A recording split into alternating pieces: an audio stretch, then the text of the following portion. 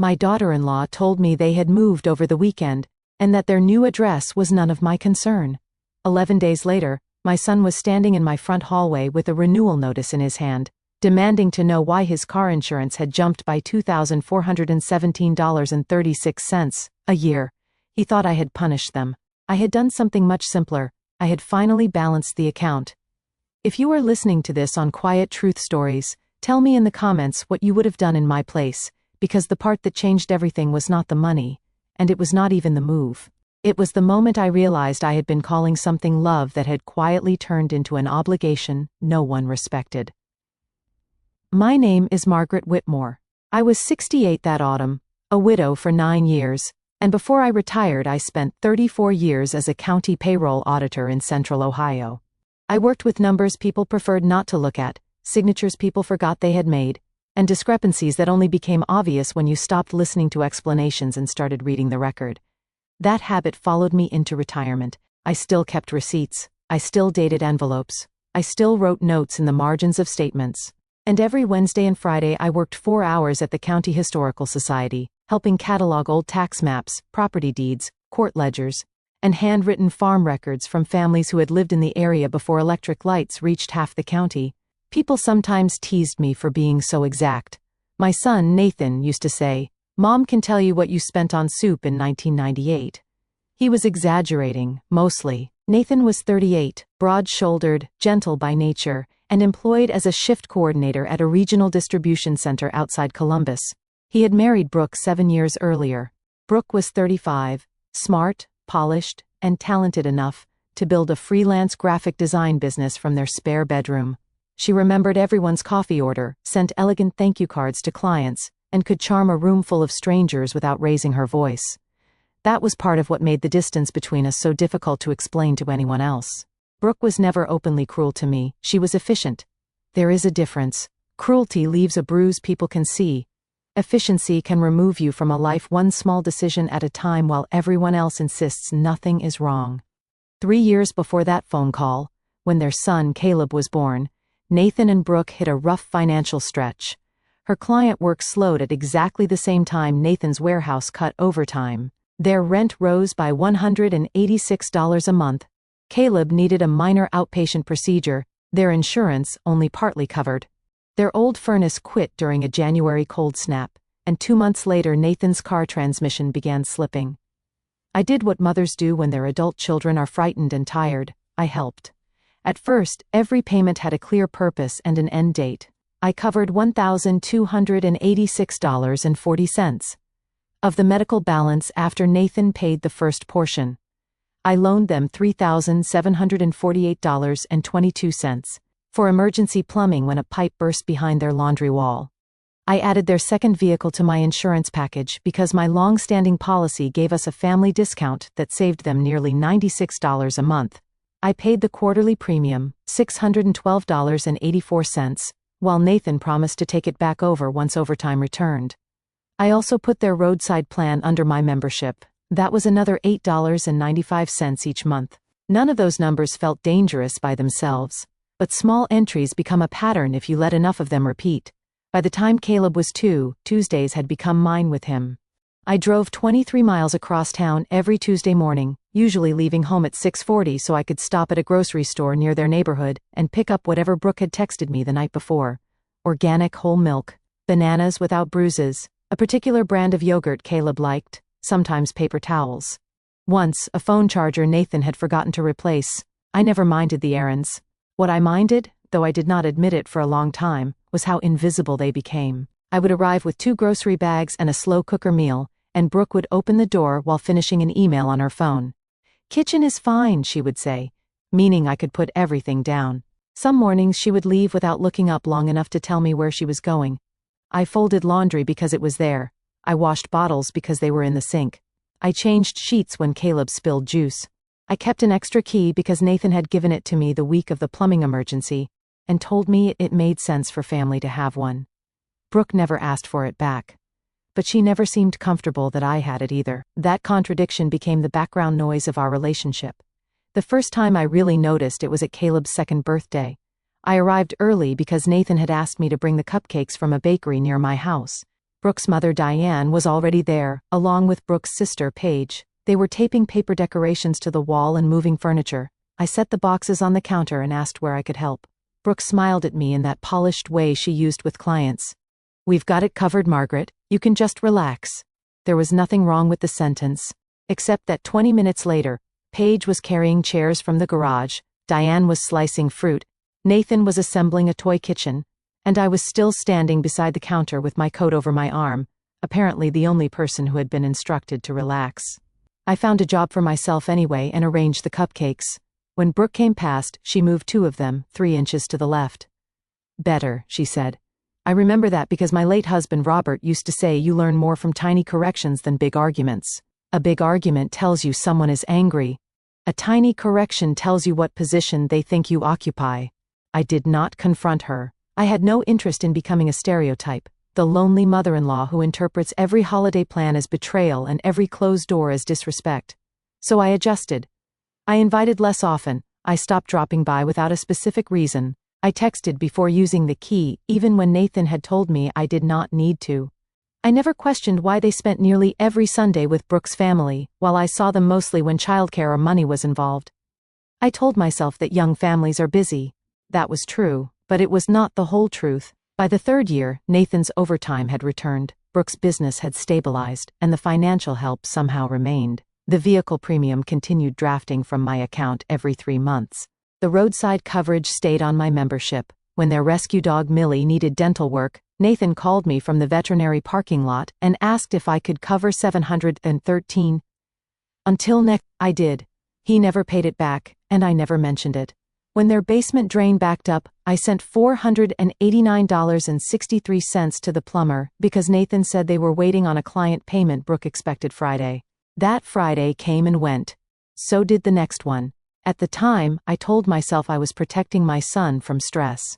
What I was really doing was absorbing consequences so efficiently that they had stopped noticing consequences existed. The phone call came on an October Monday at 4:17 in the afternoon. I know the time because I had just put an apple crisp into the oven and was wiping flour from my hands when my cell rang on the kitchen island. Brooke's name appeared on the screen. That alone surprised me. Brooke almost never called. She texted in short bursts when she needed something and let Nathan handle family conversations. I answered, "Hi Brooke. Margaret, I wanted to let you know we moved." For a second, I thought I had misunderstood. Moved? Yes, over the weekend. I looked through the bay window at the maple tree beyond my driveway.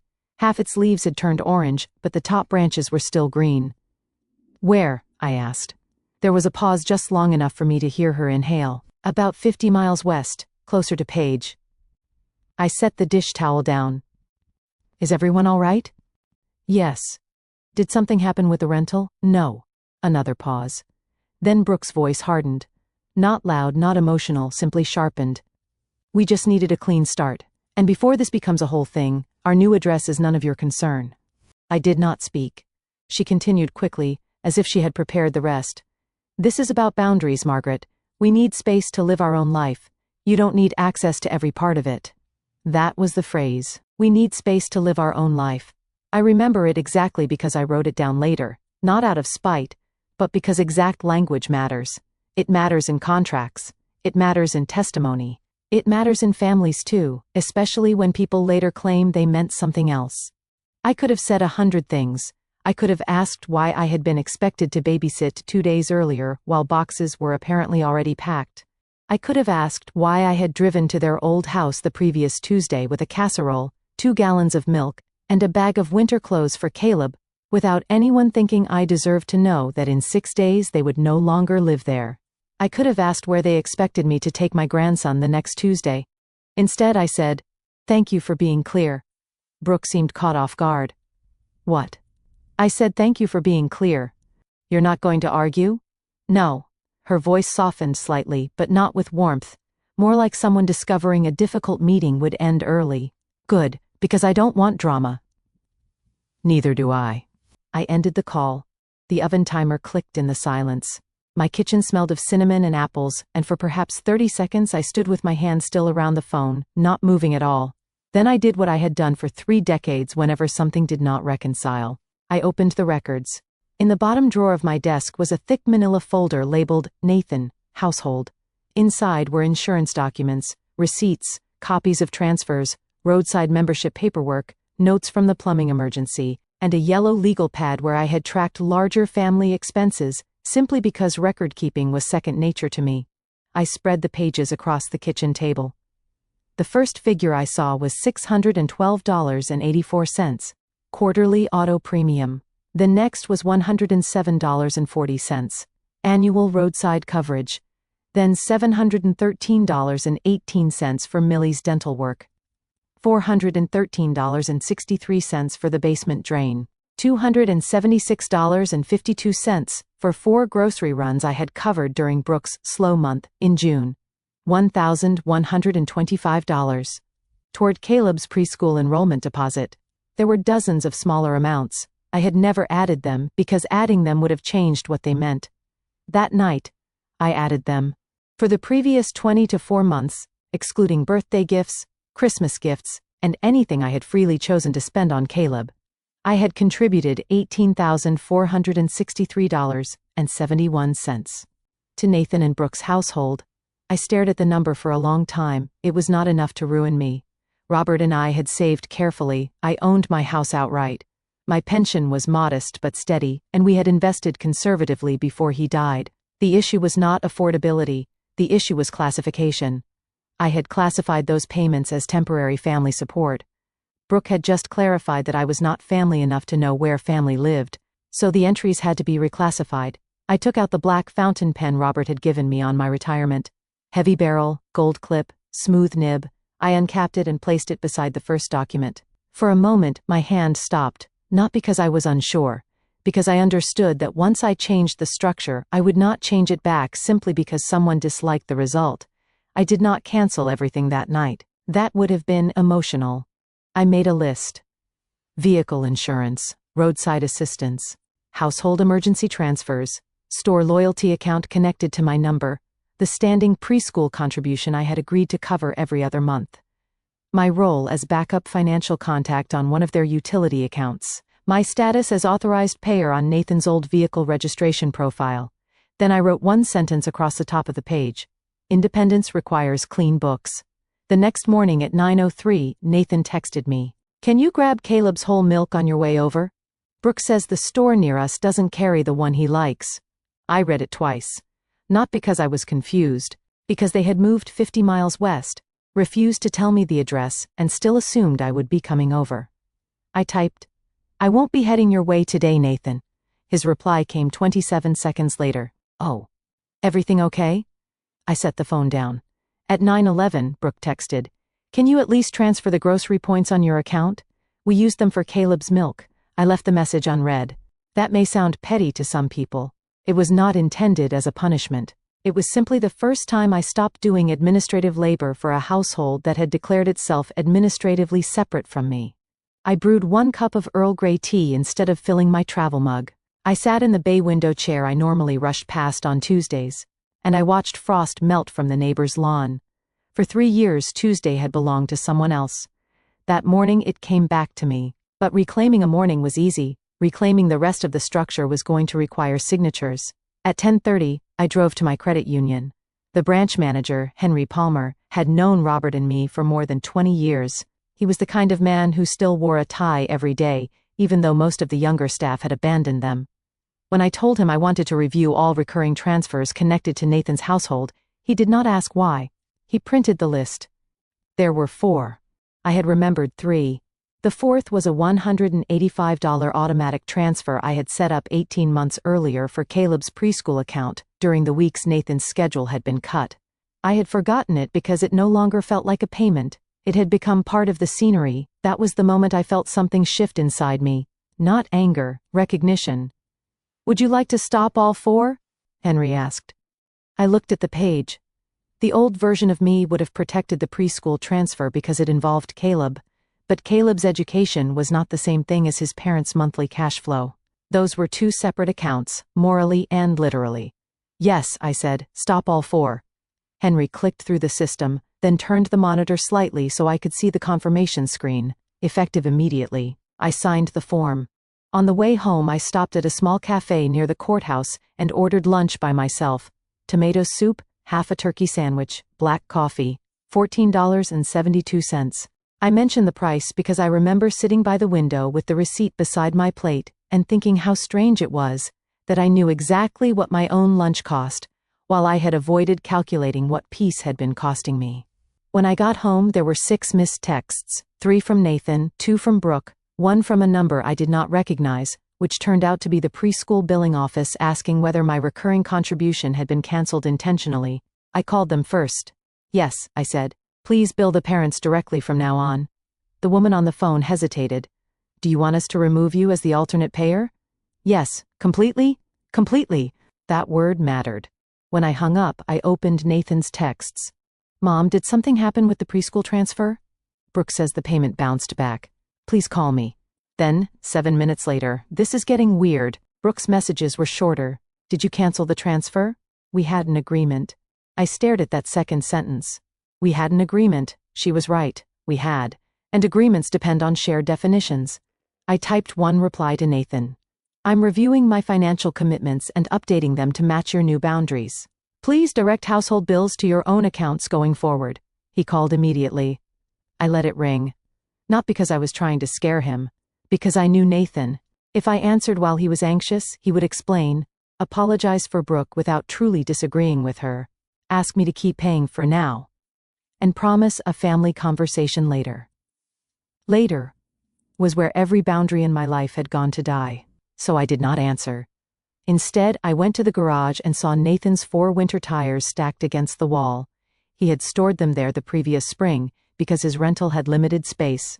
Beside them were 2 plastic bins of Caleb's baby clothes, a folding high chair, a portable crib, and a boxed artificial Christmas tree Brooke had decided was too bulky for their place. My garage looked like an extension of a home whose address I was forbidden to know. I stood there with my arms folded against the cold. Then I did something that surprised even me. I laughed. Not loudly, just once. Because sometimes a contradiction becomes so complete that it stops hurting for a second and becomes almost elegant. They wanted privacy from me. They also wanted storage from me. They wanted distance from me. They also wanted childcare from me. They wanted independence from me. They also wanted insurance, roadside coverage, preschool help, grocery points, emergency plumbing money, and a garage. It was not a boundary. It was a one-way gate. And for the first time, I was going to close it from my side. The insurance change required more care. I did not want to create a lapse that could leave anyone unlawfully driving. So I called the carrier, explained that 2 adult drivers no longer lived in my household and that I wanted them removed at the next eligible effective date, with proper notice sent to their mailing address on file. That last part created a problem. The address on file was their old rental. The representative asked for the new one. "I don't have it," I said. There was a pause. "Are they still related to you?" "Yes." "Do you have a way to contact them?" "Yes." "Then we can send the change notice electronically as well. Please do that." The effective date would be 9 days later. 9 days. Plenty of time for 2 competent adults to arrange their own policy. I wrote the date in my calendar and moved on to roadside assistance. That was easier. The account representative removed Nathan and Brooke from my family plan and confirmed by email within 12 minutes. By noon, 3 more pieces of the old arrangement were gone. I felt no rush of victory. Mostly, I felt tired. There is a peculiar exhaustion that comes when you finally stop carrying something. Your body does not celebrate first. It notices the weight that had been there. That afternoon, I went to the Historical Society as usual. I was halfway through cataloging a box of county assessment books from 1912, when my coworker, Judith, looked over the top of her glasses and said, "You're very quiet today." Judith had silver hair she wore in a loose knot and an uncanny ability to know when someone was lying to themselves. "I'm doing some housekeeping," I said. "At home?" "In a sense." She nodded as though that explained everything. We worked in silence for another 10 minutes. Then she slid a brittle ledger toward me. "Look at this." A farmer had spent 6 years making partial payments on a tax debt. Every year the clerk had carried the unpaid balance forward in red ink. The figure changed slowly, painfully, but it changed. Judith tapped the page. "Nothing disappears because people stop talking about it." She was talking about the ledger. I heard something else. That evening Nathan called again. This time I answered. "Mom, what are you doing?" His voice was low, not angry yet, worried. "I'm updating financial arrangements." "Why?" "You know why." He exhaled hard. Brooke was stressed. The move was chaotic. "She told me your address was none of my concern." "I know what she said. Do you agree with her?" Silence. That silence answered more clearly than words. "Nathan? I think she's allowed to want privacy." "So do I." "Then why are you doing this?" "Because privacy and financial dependence are not the same arrangement." He became quiet again. I could picture him rubbing the back of his neck, the way he had since he was a teenager whenever he wanted two incompatible things to become compatible, simply because he disliked conflict. "Mom, this feels extreme." "No, it feels sudden because I have been making it easy." "That's not fair." "Which part?" "You're making Brooke sound ungrateful." I didn't use that word. "But you mean it." I looked down at the legal pad on my desk. There, in my own handwriting, was the total. $18,463.71. I could have read every line to him. I could have told him exactly how many times he had asked for help and how many times I had provided it without conditions. I did not. Instead, I closed the pad. "This isn't an audit, Nathan." "Well, it feels like one." "No, in an audit, I would ask you to account for the past. I'm not doing that. I'm changing the future." He had no answer to that. Before we ended the call, he said, "Brooke thinks you're trying to control us with money." I almost laughed again, but this time it would not have been kind. "Then removing the money should make her feel much safer." He went silent. We said goodnight. Afterward, I stood in the kitchen staring at a blue ceramic casserole dish on the drying rack. I had bought that dish because Brooke once said she liked the color. For years I had carried meals to their house in it. Beef stew, baked ziti, chicken and rice, apple bread pudding. Brooke always returned the dish clean, usually through Nathan, never with a note. The previous Friday, I had made a turkey and wild rice casserole and planned to take it over Tuesday. It was still in my freezer. I took it out, thawed it overnight, and brought it to the volunteer lunch at the Historical Society the next day. It disappeared in 18 minutes. Judith asked for the recipe. A retired teacher named Frank took seconds. Someone scraped the browned cheese from the corner with a serving spoon and said, "Margaret, you have to bring this again." I stood there holding the empty blue dish and felt a small, embarrassing sting behind my eyes. Not because anyone had praised my cooking, because appreciation was so ordinary in that room. I had forgotten ordinary appreciation existed. If you have ever been the person everyone calls when something breaks, tell me this. When did helping stop feeling generous and start feeling expected? For me, the answer was not one dramatic moment. It was 1,000 tiny assumptions that only became visible once I stopped complying with them. The first real consequence arrived on Friday at 6:42 p.m. Nathan called while I was washing a paintbrush. I had finally enrolled in the intermediate watercolor class I had postponed for 2 years. The class met Thursday mornings at the community center, and our instructor, Malcolm Reed, was a retired high school art teacher who wore paint-splattered overalls and treated every crooked line as evidence of courage. I was painting an autumn landscape. At least, that had been the plan. I had started with a small rental house beneath orange maple trees, intending months earlier to turn it into a Christmas gift for Nathan and Brooke. It was based loosely on their old neighborhood, but after the move I could not bring myself to finish the roofline, so I had begun changing it. The house became smaller, the yard widened, the trees shifted, a back porch appeared that looked suspiciously like mine. That was what I was working on when Nathan called. "Mom, did you remove us from roadside?" "Yes, our battery died at the grocery store. I'm sorry to hear that." "We called and they said the membership was inactive." "That is correct." He waited. I waited too. "Can you come?" he finally asked.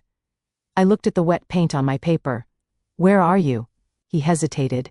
The irony entered the room before either of us said it. "I can send you the location." "Is it your new address?" "No, we're at a store." "Then you should call a local service." "Mom?" "Nathan, you are 50 miles away. I am not equipped to jump a vehicle, and you have not invited me into your new life except as emergency support." "That's not what this is. What is it?" He did not answer. In the background I heard Brooke speaking sharply. "What is she saying?" Nathan muffled the phone, then he came back. "Never mind, we'll handle it." "I'm sure you will." He hung up. 10 minutes later, Brooke texted me. "This is exactly why we needed boundaries." I read the sentence several times. There are moments in life when someone hands you the evidence against their own argument and does not realize it. I did not reply. On Saturday, I went to the county library and signed up for a digitization project involving pioneer journals. On Sunday, I slept until 7:45, made pancakes for myself, and read the newspaper at the dining table without checking my phone. By Monday, the silence from Nathan and Brooke had changed quality. It was no longer offended silence. It was calculating silence. I knew the difference because I had seen it in budget meetings for decades. At first, people object to a number. Then they realize the number is not moving. After that, they begin calculating what life looks like around it. The insurance notice arrived Tuesday morning. I knew because Nathan called at 8:16. I did not answer. He called again at 8:19. Then Brooke called at 8:23. At 8/2005, I received an email from the insurer confirming that the driver change would become effective at 12:01 a.m. Friday. The notice had been delivered electronically to all listed parties. They had 72 hours. At 8:31, Nathan texted, "Please call me." At 8:34, "This insurance thing is serious." At 8:39, "Brooke says you can't do this without warning." I replied, "The insurer sent formal notice. Please arrange your own coverage before Friday." His response was immediate. "Do you understand what a new policy is going to cost us?" I typed, "Yes." Then I put my phone away and drove to watercolor class. That morning, Malcolm taught us negative space. "People think painting is about what you add," he said, moving between the tables. "Half the time it's about what you stop crowding." I almost smiled. Beside me sat two women I had met the week before, Carol Bennett and Linda Shaw. Carol was a retired pharmacist with a dry sense of humor. Linda had spent 30 years teaching second grade and still carried tissues, mints, and 2 kinds of adhesive bandages in her purse. Neither knew anything about Nathan or Brooke. That was a relief. For 2 hours I was not someone's mother, mother-in-law, babysitter, emergency contact, bill payer, or grocery runner. I was simply Margaret, trying to make a row of trees look like trees. I had forgotten how restorative it could be to be bad at something that did not matter. After class, Carol invited me for coffee. My first instinct was to say I had errands. Then I realized I did not. So I went. We sat in a cafe for 93 minutes and talked about watercolor paper, arthritis in cold weather, local politics at the Historical Society, and whether the bakery's cinnamon rolls had become smaller. No one asked me for money. No one asked me to pick up milk. No one implied my usefulness was the price of admission. I drove home lighter than I had felt in months. At 4:06, Nathan called again. This time, I answered. His voice was tight. "We got a quote." "I assumed you would." $201 a month more than what we were paying through you. I did the calculation automatically. $2,412 a year before fees. Close to the figure he would eventually bring into my hallway. "That is a significant increase," I said. "Exactly. So you'll need to budget for it." "Mom, come on." "No." The word surprised both of us. I had said no to Nathan before, of course. "No, you cannot stay out until midnight on a school night. No, I will not buy you a motorcycle at 19. No, I cannot watch Caleb on Christmas Eve because I already have plans." But this no felt different. It had no apology attached, no explanation after it, no alternative solution. Just no. He lowered his voice. "Brooke is furious. I'm sure she is. She says you're retaliating because she set a boundary. I am respecting the boundary. By making our life harder? Nathan, I am not charging you money. I am simply no longer paying your costs." "You know what I mean." "I do. I also know what I mean." He went quiet. Then he said something I had not expected. "She thinks you'll cave." I looked out the kitchen window. A squirrel was burying something beneath the hydrangeas. "Does she?" "She says you hate being alone." That sentence landed more deeply than the rest. Not because it was true, because I realized Brooke had built an entire theory of me around my willingness to help. In her version, I did not babysit because I loved Caleb. I babysat because I was lonely. I did not bring food because I was generous. I brought it because I needed a role. I did not pay insurance because I wanted to help my son through a hard period. I paid because I was buying access. If that was what she believed, then every kindness I continued would only strengthen the accusation. "I see," I said. "Mom, I didn't say I agree. But you repeated it. I'm trying to explain where she's coming from. You have been explaining where Brooke is coming from for 7 years. I would like you to decide where you are standing." He said nothing. There it was again, silence as a position. "Good night, Nathan." "Mom." I ended the call, then I went to the garage. I printed a simple inventory of the items that belonged to them. 4 winter tires, 2 baby clothes bins, 1 folding high chair, 1 portable crib, 1 boxed artificial tree, 3 storage totes, and a stroller Nathan had forgotten was there. I texted him, "Please arrange pickup of your stored property by November 15th. I will make the garage accessible at an agreed time." He replied 1 minute later. "Seriously?" I wrote. Yes, that was all. The next morning I found myself wondering whether I had gone too far. That is the part people leave out when they tell stories about boundaries. They make it sound clean. You decide, you act, you feel powerful. In reality, if you have spent years overfunctioning for other people, stopping can feel like neglect even when it is healthy. Your hands reach for the old task before your mind reminds them it is no longer yours. At 6:30 Tuesday morning, I woke automatically and thought, I need to start Caleb's lunch. Then I remembered. At the grocery store, I saw the milk he liked and nearly picked it up. Then I remembered. When I made chicken soup, I reached for the large stock pot before choosing the smaller one. Then I remembered. Every remembered habit left a little ache. But aches are not always warnings. Sometimes they are muscles learning a new position. On Sunday evening, Nathan arrived without calling. I was in the living room with a book when I heard a car door slam, then 3 hard knocks.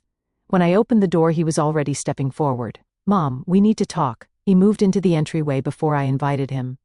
For a second, I saw the 17-year-old boy he had once been, coming home angry after a coach benched him. Certain volume could rearrange reality. Then I saw the grown man in front of me.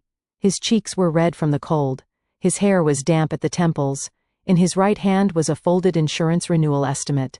He tossed his keys onto my hallway console. They struck the wood with a hard clatter. "Do you have any idea how much this is going to cost us?" I was holding a mug of chamomile tea. I kept holding it. "Yes." He unfolded the paper and held it out. $2,417.36 more a year. "I see. That's your answer? What answer would you like?" "I'd like you to fix it." There it was. Not explain it, not discuss it, fix it. A verb I had spent years responding to. "Nathan, I was told your new life was none of my concern." That was Brooke venting.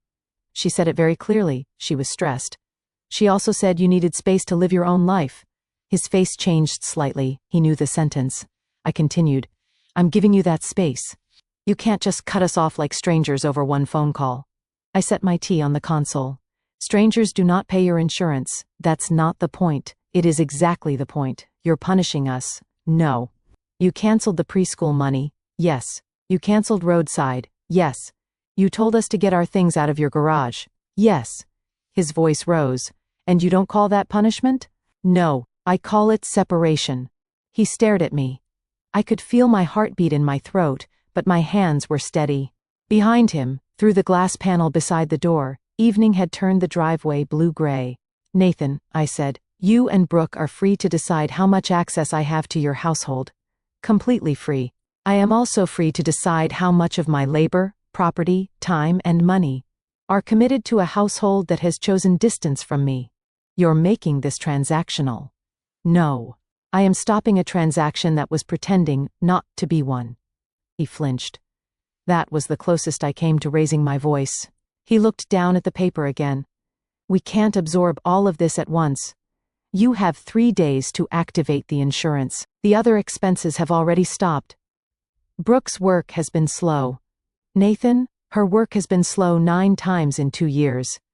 His eyes lifted. I had never said that aloud before. "How do you know that?" "Because every slow month has produced a request." His mouth tightened. I knew what he was thinking. The ledger. For one dangerous second, I wanted to get it. I wanted to place the yellow pad on the console between us and show him $18,463.71. In black ink. I wanted to point to every transfer, every emergency, every forgotten repayment. I wanted him to see that the story in which I was a controlling mother using money to purchase access was mathematically absurd. My hand even moved toward the desk drawer, then I stopped. If I showed him the ledger, the conversation would become a trial. He would dispute an entry. I would defend it. He would say some payments were gifts. I would say some were loans. We would reduce 3 years of love and resentment to line items, and end up arguing over whether $489.63 counted as generosity or obligation. I had spent my career knowing when documentation should be used. This was not that moment. I left the ledger in the drawer. "This is not about what you owe me," I said. He looked almost suspicious. "Then what is it about?" "What I no longer owe you." The room went very still. Nathan's shoulders dropped. For the first time since he arrived, he looked less angry than tired. "Brooke thinks you'll eventually cave," he said quietly. "You told me that. She thinks you're doing this because you're lonely and hurt." "I am hurt." He looked up. I had surprised him again. "I am your mother, Nathan. Of course I'm hurt. You moved 50 miles away without telling me while I was still planning my week around caring for your child. Hurt is not the same thing as helpless." He swallowed. "She says you're trying to make us choose between independence and family. No, I am asking you to stop calling dependence independence." He looked toward the living room, where my unfinished watercolor rested on the easel. "What happens now, that depends on you. Are you saying we're not family anymore?" "No, then what are you saying?" "I'm saying family is a relationship, not a billing arrangement." He rubbed both hands over his face. For a few seconds I thought he might cry. Instead he picked up his keys. "Brooke is going to hate this." "I cannot manage Brooke's feelings for her." "She thinks you hate her. I don't." That was true. I did not hate Brooke. Hatred would have required a kind of constant emotional attention I no longer wanted to give. Nathan walked to the door. Before he left, he turned back. "Are you really okay being alone?" The question hurt more than the accusation. I opened the door. Cold air moved into the hallway. "Nathan, loneliness is easier to live with than contempt." His eyes dropped. He stepped outside. I closed the door behind him and locked it. The click of the deadbolt sounded louder than it should have. I stood there for a long time after his taillights disappeared. Then I went to my desk, opened the bottom drawer, and looked at the yellow ledger. $18,463.71. I did not tear it up. I did not mail him a copy. I did not photograph it and send it to Brooke. I slid it beneath the trust documents Robert and I had signed years before, because by then, I had realized the most important number in that folder was not what I had already spent. It was what I had planned to leave them. The next Tuesday I met with my estate attorney, Elaine Mercer. Elaine was 61, precise, sharp-eyed, and completely unimpressed by family mythology. She had handled Robert's estate after he died, and had once told me that wills were not really about death. They were about clarity while everyone was still alive. I brought the trust binder, my current beneficiary schedule, and the manila folder. Elaine read the existing documents in silence. Under the plan Robert and I had created, Nathan was the primary residual beneficiary after several charitable gifts. He and Brooke were also listed together as alternate financial representatives if I became unable to manage my affairs. It had seemed sensible when we signed it. Now it did not. "I want them removed as financial representatives," I said. Elaine looked up. "Both? Both. And the inheritance? I want Caleb protected." That answer took us nearly 2 hours to translate into legal language. We created a protected education and support trust for Caleb, administered by an independent trustee. Nathan and Brooke could submit qualified requests for his education, medical needs, and certain approved expenses, but they would have no direct access to the principal. If Caleb attended college, technical school, apprenticeship training, or another accredited program, the trust could pay the institution directly. At 30, whatever remained would become his under the terms Elaine drafted. The amount formerly destined for Nathan's unrestricted share would feed that trust instead. I was not removing love from my estate. I was removing leverage. Elaine slid the revised beneficiary page across the table. "Are you doing this because you're angry?" she asked. "No." "Are you sure?" "Yes." She studied me for a moment. "Then tell me why." I thought about Brooke's sentence. "Our new address is none of your concern." I thought about Nathan standing in my hallway saying, "Fix it." Then I thought about Caleb, who had done nothing wrong. "Because I don't want access to my money to be confused with access to me," I said. "And I don't want my grandson's future to depend on whether his parents and I are getting along." Elaine nodded once. "That is a reason I can draft around." She stamped the preliminary documents, marked 2 pages for notarization, and scheduled the final signing for Thursday. Before I left, I opened my yellow ledger to the total I had calculated, $18,463.71. I told Elaine what it represented. Do you want a reimbursement provision? She asked. No. Do you want it documented as prior advances against Nathan's inheritance? I looked at the number. For days it had felt like evidence. Suddenly, I knew what I wanted it to become. No, I said. I want to put that exact amount into Caleb's protected account as the first contribution once the trust is active. Elaine raised an eyebrow. The exact amount? The exact amount. Why? Because I don't want it to be a debt anymore. She was quiet for a second, then wrote the figure on a clean sheet of paper. The ledger had been strong enough to hurt people. Instead, it was going to educate a child. That felt like a better use of accurate records. If you are wondering whether I was scared of what Nathan would say when he eventually learned about the trust, I was.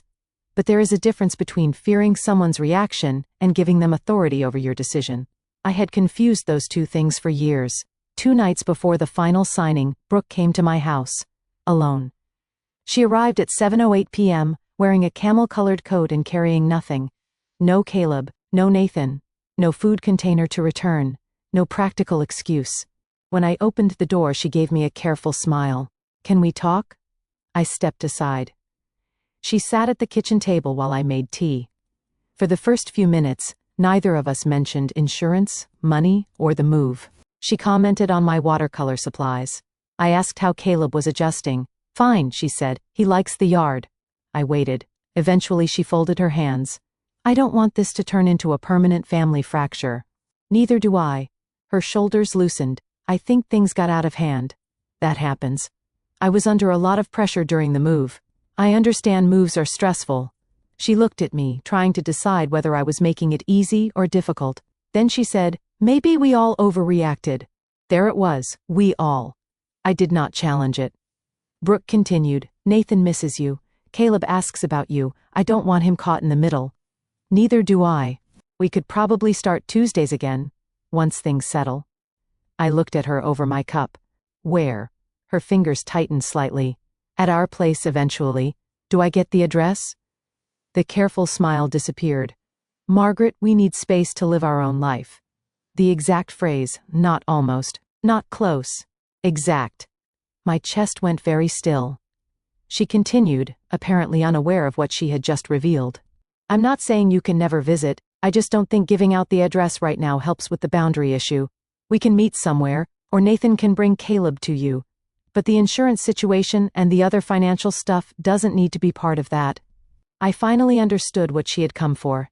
Not reconciliation. Restoration of the old arrangement with improved access controls. She wanted the gate reopened from my side while keeping hers locked. I set my cup down. Brooke, I think you should have exactly the independence you're asking for. Her face hardened. So you're not changing anything? No. You would really risk your relationship with your son over money? No, I'm refusing to use money to maintain the relationship. That's the same thing dressed up nicely, it isn't. She stood. For the first time since I had known her, the polish slipped completely. You have no idea what it feels like to have somebody think they own part of your life because they helped you.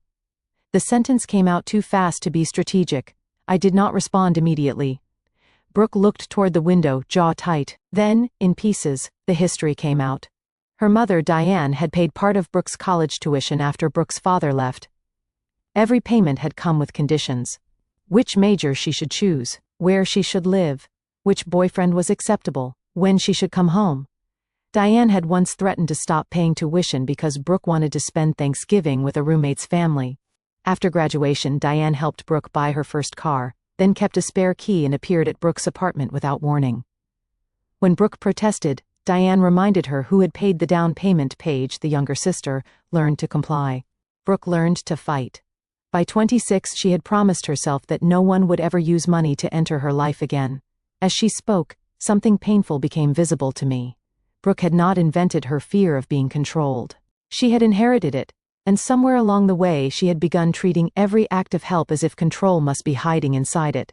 That explained the key, the distance, the irritation when I brought groceries, the careful management of holidays. It even explained why she preferred her mother's demands, strange as that seemed.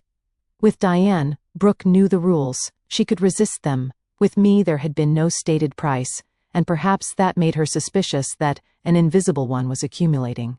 I felt compassion for her. I also felt something else. Clarity. "Brooke," I said, "I'm sorry your mother did that to you." Her eyes moved to mine. "I mean that." She swallowed. "But I am not Diane." "I know. Do you?" She looked away. I continued. "I never asked for a key to your house. Nathan gave it to me. I never demanded a holiday. I never threatened to stop a payment because you said no to me. I never told you what work to take, where to live, or how to raise Caleb." "You judged me." "I'm sure I did sometimes. You judged me too. That's different." "No. That is exactly the kind of difference families invent when they want their own behavior exempted." She stared at me.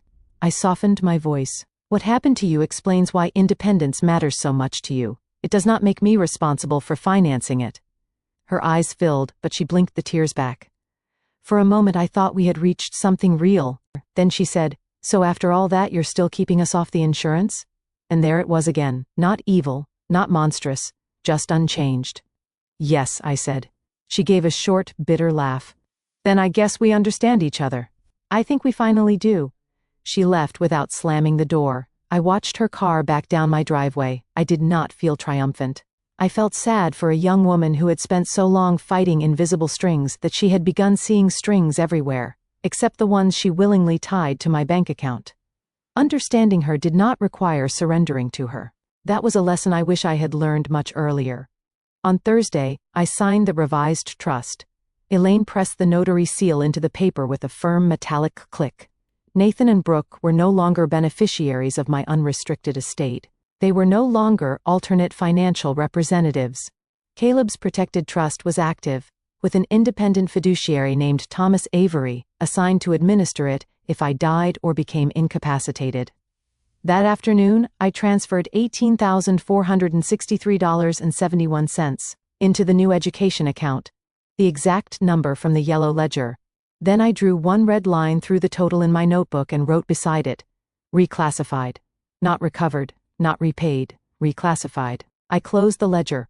For the first time, the number no longer felt like a grievance. It had a future. Nathan learned about the trust 3 weeks later because I told him. I did not want him hearing it from a lawyer someday and turning surprise into another story about punishment. We met at a diner halfway between my house and whatever town they now lived in. He arrived alone, looking thinner and more tired than he had in my hallway. I gave him the information plainly. He listened without interrupting. When I finished, he stared at the table. "So I'm out of the will." "You are no longer an unrestricted beneficiary. That sounds like accountant language for out of the will. Caleb is protected. And you don't trust me." I took a breath. "I trust you to love your son. I do not trust you to stand firm when someone stronger than you wants a different outcome." His face reddened. The words hurt him. They were also true. For once I did not soften truth until it became useless. He looked toward the window. After a minute he said, "Brooke told me she came to see you." "Yes." "She told me about her mom." "Yes. I didn't know all of it." "I believe that." He rubbed his thumb along the edge of a paper napkin. "She's been doing more work. She took a remote contract. We sold the second car and bought a used SUV we can actually afford. I picked up 2 extra shifts this month." "That sounds responsible." He almost smiled. "Everything is harder." "I know. But quieter too, in a weird way." I waited. He looked at me. "I didn't realize how many times I called you because I was afraid to tell Brooke we couldn't afford something." That was the first truly honest sentence he had said to me in months. I felt my throat tighten. He continued, "If you fixed it, I didn't have to say no to her." There was no defense after it, no explanation, just admission. I reached across the table and touched his hand. "I love you, Nathan." "I know. But I can't be your way around difficult conversations." He nodded. "I know that now too."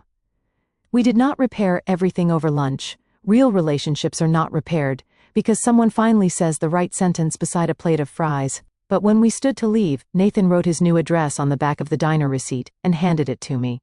I looked at it. "I didn't ask for this." "I know, that mattered."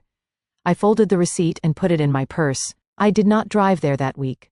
I did not test whether the door was truly open. A boundary offered freely does not need to be inspected like a permit. Winter came early that year. By the first week of December, frost traced the living room windows in thin white ferns. My Tuesdays remained mine. Thursday watercolor became permanent. Every other Friday, I helped digitize journals at the library. Once a month, Carol, Linda, Malcolm, Judith, and I rotated dinner at one another's homes. The first dinner I hosted, I served beef stew and crusty sourdough bread. I used the blue casserole dish for roasted vegetables. Everyone ate too much. Everyone thanked me. Caleb visited twice before Christmas. Nathan brought him the first time. Brooke came the second. She was polite, so was I. We did not pretend the autumn had never happened. That was important. Pretending is another form of bad bookkeeping. It hides the entry without correcting it. Brooke never apologized for the phone call in the way I once imagined she might. I stopped needing the exact apology. She began doing smaller things instead. She sent me Caleb's preschool picture without being asked. She texted before Thanksgiving to ask whether I wanted to meet at a public holiday market with them. In January, she sent a message saying, "I know things are different now. I'm trying to be better about not assuming help." I replied, "Thank you, nothing more." Nathan collected the winter tires and every storage bin before November 15th. He rented a small storage unit near their new house for $61 a month. When he told me the price, he laughed. "Apparently, garage space has a market value." "Most things do," I said. He shook his head. "You really are an auditor. Retired auditor, doesn't seem retired." That made both of us laugh. One snowy Sunday in February, I finally finished the watercolor that had sat unfinished since the move. It was no longer a picture of Nathan and Brooke's old rental. The roofline had become mine. The front windows were my windows. The wide yard held the maple tree outside my kitchen. I added the back porch where I drank tea in warmer months, then painted 3 small figures near the garden gate. Not detailed faces, just suggestions of people arriving without occupying the whole landscape. When the paper dried, I turned it over and found the faint pencil note I had written when I first began months earlier. "For Nathan, Brooke, and Caleb, Christmas." I stared at the words. Then I took my red archival pencil, drew one clean line through them, and wrote, "Home," after the accounts were settled. I signed my name beneath it. The next morning, I hung the painting in my own living room. The yellow ledger remained in the bottom desk drawer. The fountain pen remained beside it. The trust documents were filed in their proper binder. Caleb's account continued to grow quietly, untouched by adult arguments. And my life, which I had once believed would become smaller if my son needed me less, had expanded in every direction. More friends, more mornings, more painting, more reading, more room to love people without financing their choices. If this story reminded you of someone who has been carrying more than their share just to keep a relationship peaceful, share it with them. And if you believe family can survive honest boundaries, subscribe to Quiet Truth Stories and tell me in the comments where you think help ends and responsibility begins. I used to think love meant keeping every account open, no matter how one-sided it became. I know better now. A life finally balances when love is given freely, respect is returned honestly, and no one mistakes your generosity for a debt you must keep paying.